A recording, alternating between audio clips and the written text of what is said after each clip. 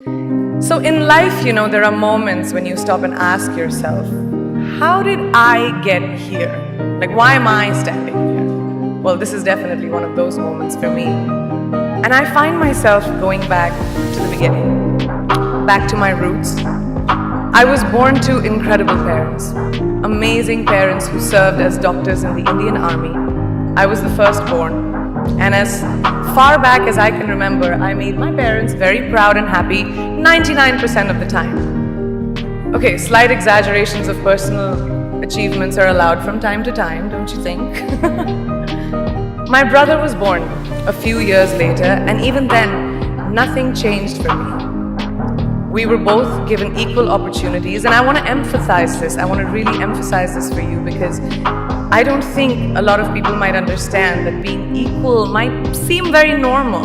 But where I come from, India, and a lot of developing countries around the world, more often than not, this is an exception. It's actually a privilege. My first experience of the glaring disparity between boys and girls came at a very, very young age. I grew up in a middle-class family with extremely philanthropic parents who constantly reminded me and my brother how lucky we were and how giving back to those who were less fortunate was not a choice, it was a way of life. Simple. I was 7 or 8 years old when my parents started taking me on these visits in a traveling clinic to developing communities around and villages around the city that we lived in called Bareilly.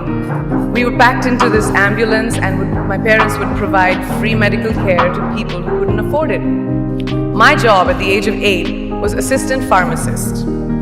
So I would count all the medicines, put them in an envelope and give it out to patients, and I really took my job very seriously.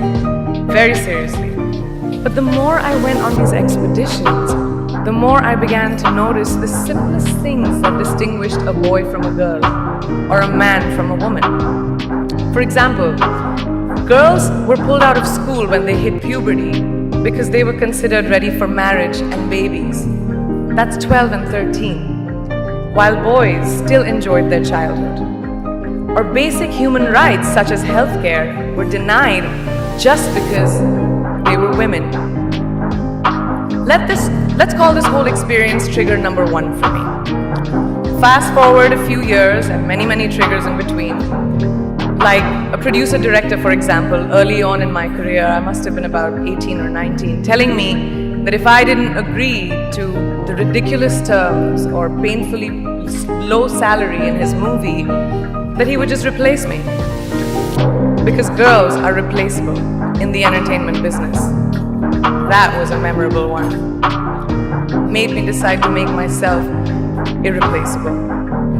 But I think what really moved the needle for me and ultimately led me to create the Priyanka Chopra Foundation for Health and Education, and around the same time partner with UNICEF, was an encounter with my housekeeper's daughter. About 12 years ago, I came home from set early one day and she was sitting in my library reading a book. And she must have been 8 or 9 years old, and I knew she loved reading.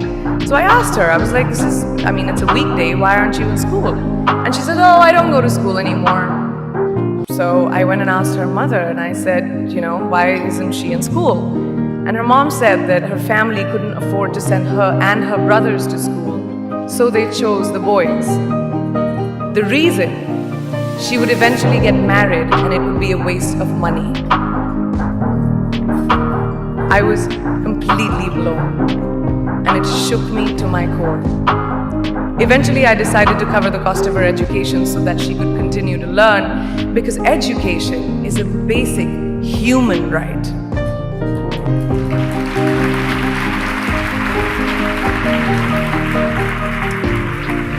And a huge necessity, especially today. From that point on, I was determined to make a difference in as many children's lives as I could, in whatever big or small way that I could contribute.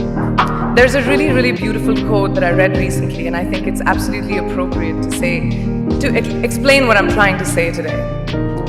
The hand that rocks the cradle, the procreator, the mother of tomorrow, a woman shapes the destiny of civilization.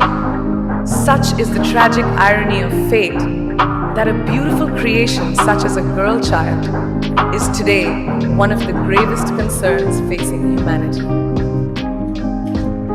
Girls have the power to change the world. It is a fact, and yet today, girls are more likely than boys never to set foot in a classroom, despite of all the efforts and progress made over the last 2 decades. I'm just going to give you a stat, more than 15 million girls of primary school age will never learn how to read or write compared to 10 million boys. Primary school, it's the beginning of our future. Over the last 11 years, I have witnessed firsthand the incredible work that UNICEF does for children around the world, especially victims and survivors of child marriage, displacement, war, sexual violence. But there is still so much work to do. And for me, that is the fuel to my fire. The reason I am so committed to this cause, and that is where my passion stems from, because I know that a girl's education not just empowers families, but communities and economies. A result of her education, we all do better. It's just as simple as that. As entertainers and influencers sitting in this room, I feel that it's our social responsibility to be a voice for the voiceless, which is why I applaud each and every woman in this room for being such a badass.